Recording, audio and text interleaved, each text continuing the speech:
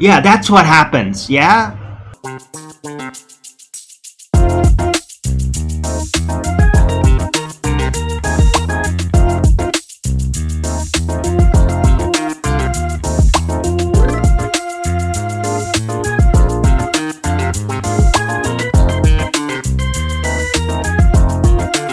Good morning, ladies and gentlemen. I have got a treat for you today. I've got a live debate between Representative Congressman Hank Johnson and Flat Earth, what's his name? Arwijn with a J.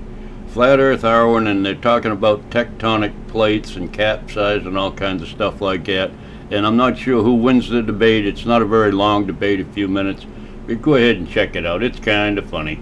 This is a island that at its widest level is 12 miles from shore to shore, and at its smallest level or smallest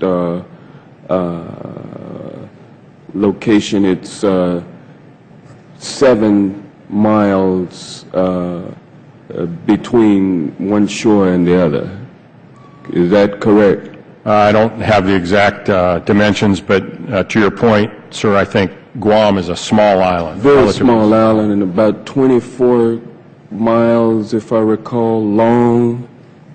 So 24 miles long, about 7 miles wide at the least widest place on the island, and about 12 miles wide on the widest part of the island. And I don't know how many square miles that is. Do you happen to know?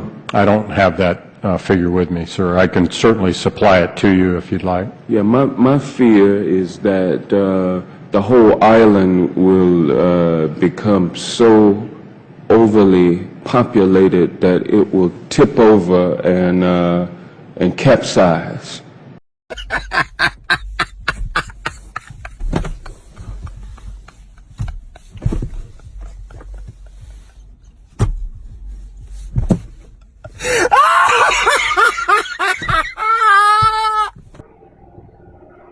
I don't understand how that's supposed to work, like actually function. If it's drifting or it's like loose and it's floating, then wouldn't there be like capsizing situations and all that?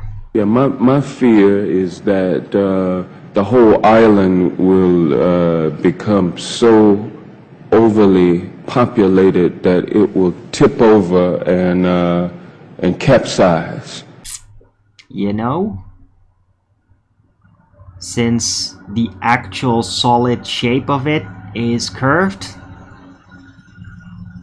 I mean, you're not gonna have any like flat plates sticking out or like getting wonky, right? Become so overly populated that it will tip over and capsize.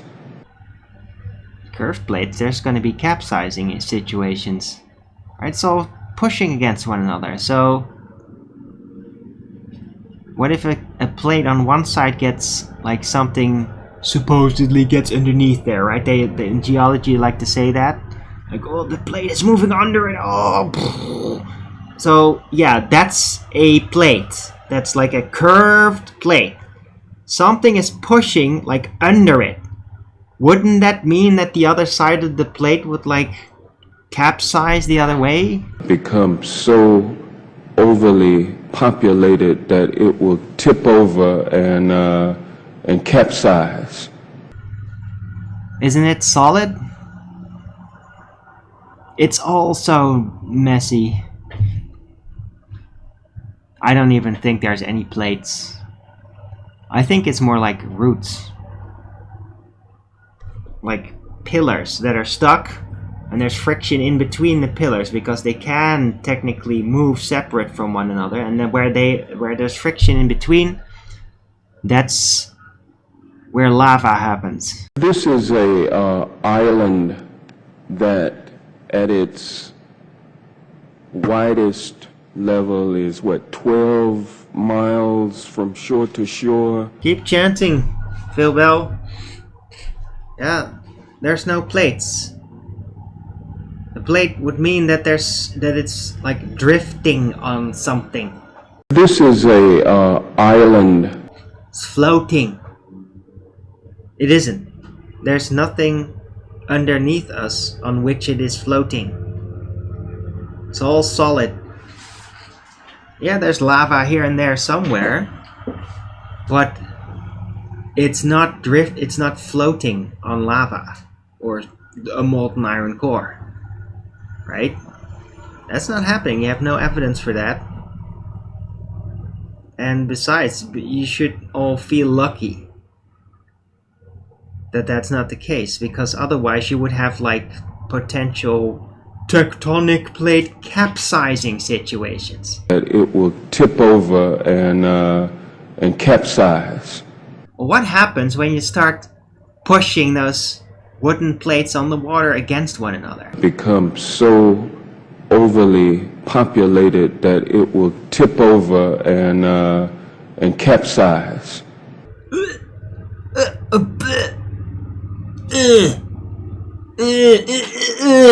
Yeah, that's what happens, yeah? Well, there's your debate, folks. I'm not sure who won, whether Representative Hank Johnson won or Arwijn won. I have no idea. I'll leave that up to you. You know, roll the dice, pick a number, and see what happens. Anyway, hope y'all have a great day. Love y'all. Bye.